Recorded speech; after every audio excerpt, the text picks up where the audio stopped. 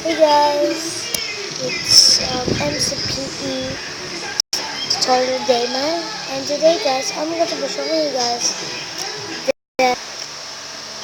how to change your YouTube name or edit your name or edit your cover photo or profile. So first thing is, this is very short, don't forget to leave a comment in this game. So first thing first guys, I don't know if this works for Apple devices, iOS, but maybe it works for iOS or Apple. But I use my Android devices, my Samsung Galaxy Tab 3, and this is my tablet. So first thing first is you need to do this Google Plus. It needs to be red like that. Then go to here,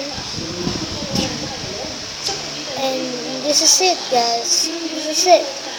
So if you go here on the corner, there's refresh, edit profile photo, edit cover photo, link, settings, feedback, help, and edit name. You can edit your name if you want.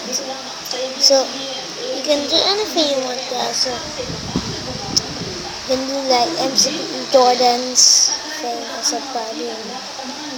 See, that is an awesome new channel name. So this is a short tutorial guys. So that's it for it now guys. Thanks for watching. Subscribe, like, and comment.